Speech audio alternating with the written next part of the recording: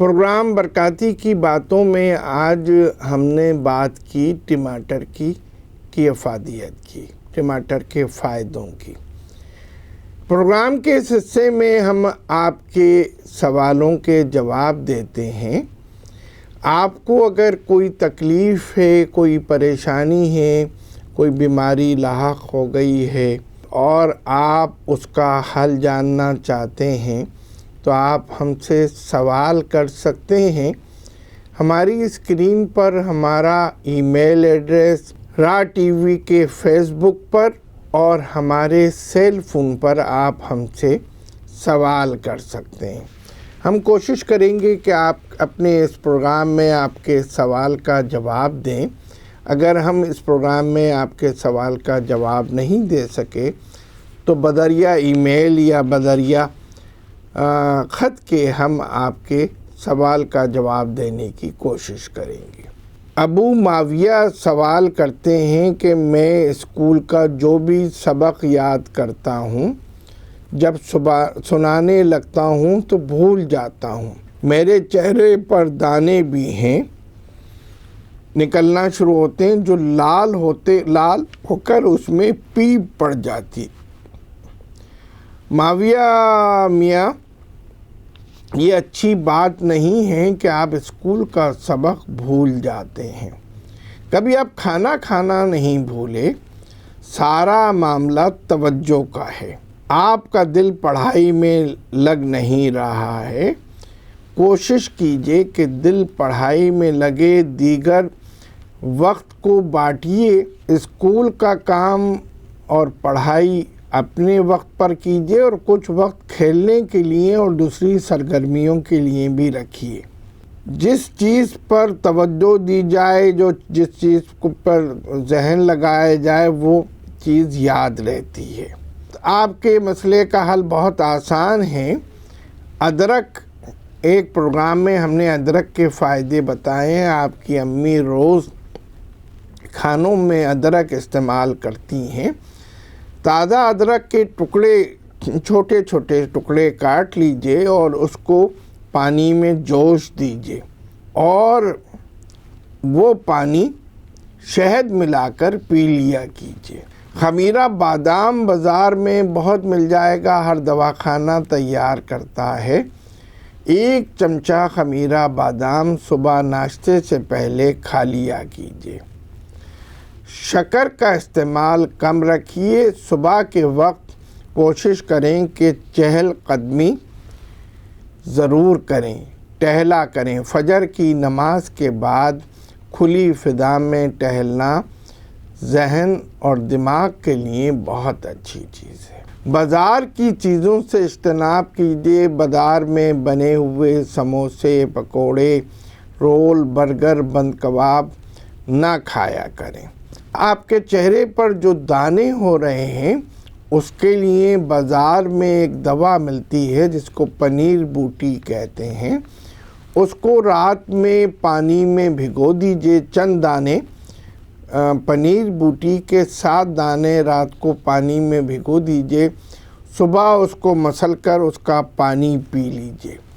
جو دانے آپ کے چہرے پر ہو گئے ہیں اس کے اوپر مرہم کافور لگائیے۔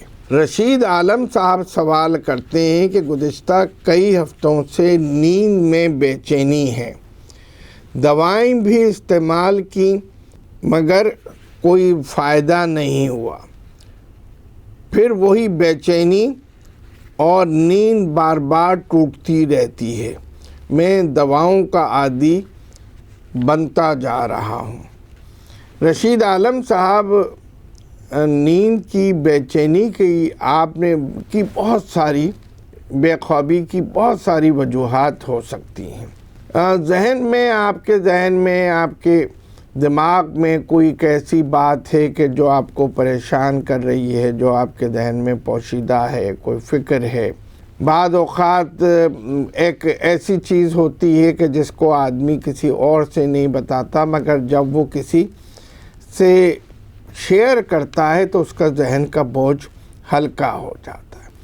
کوشش کیجئے کہ آپ اپنی گھر میں آپ کی اپنی اہلیہ سے اپنے کسی قریبی دوست سے اپنی پریشانی کا ذکر کیجئے، اس کو شیئر کیجئے اور کوشش کیجئے کہ اللہ پر بھروسہ رکھیے، ہر چیز اللہ سے مدد مانگیے، نماز پڑھیے، اور اللہ جب تک آپ اس پریشانی سے نہیں نکلیں گے، دواؤں سے وقتی طور پر آپ کو نیند آ جائے گی، مگر یہ کوئی علاج نہیں ہے۔ صحت مند رہنے کی تدابیر اختیار کریں۔ میرا خیال یہ ہے کہ آپ کو رات کو نیند نہیں آتی ہوگی، مگر صبح آپ دیر سے سو کر اٹھتے ہوں گے۔ صبح کے وقت کیسا ہی آدمی کو تکلیف اور بیماری ہو، شیطان فجر کے وقت سلا دیتا ہے اور ہم سو جاتے ہیں۔ صبح اگر نیند آ بھی رہی ہو تو اٹھ جائیے، سونے کی کوشش نہ کیجیے۔ باہر کھلی فضا میں گھاس کے اوپر چپل اتار کر چہل قدمی کیجیے، اس سے بہت اچھے آپ کے دماغ پر بہت زیادہ اچھا اثر پڑے گا۔ صبح کے ناشتے میں جو کا دلیا، دودھ اور شہد ملا کر اس کا استعمال کریں۔ کھانے میں زود ہضم غذائیں کھائیے۔ دوپہر پیٹ بھر کر کھانا کھائیے اور رات کا کھانا ہلکا ہونا چاہیے۔ رات کھانا کھانے کے بعد سونے سے پہلے دودھ میں شہد ملا کر پی لیجیے۔ 5 بجے کے بعد کافی، کولڈ ڈرنک، چائے کا استعمال نہ کریں۔ بستر پر لیٹنے سے پہلے اپنی تمام مصروفیات کو ختم کر دیجیے۔ موبائل فون آف کر دیجیے، اور زیادہ اچھا یہ ہے کہ رات کو سونے سے پہلے اگر غسل کر لیں تو غسل کرنے سے نیند بہت اچھی آتی ہے۔ شب خوابی کا جو لباس ہے وہ ڈھیلا ہونا چاہیے، اور جو بستر ہے وہ بھی آرام دہ ہو، نرم ہو۔ تکیہ، چادر اور جو گدا ہے، جو بیڈ ہے، وہ نرم ہونا چاہیے۔ جواد حسین صاحب سوال کرتے ہیں کہ میرا بیٹا 5 سال کا ہے، اس کے سینے سے آوازیں آتی ہیں، دوا کرو تو ٹھیک ہو جاتا ہے، لیکن کچھ دنوں کے بعد پھر وہی تکلیف ہو جاتی ہے۔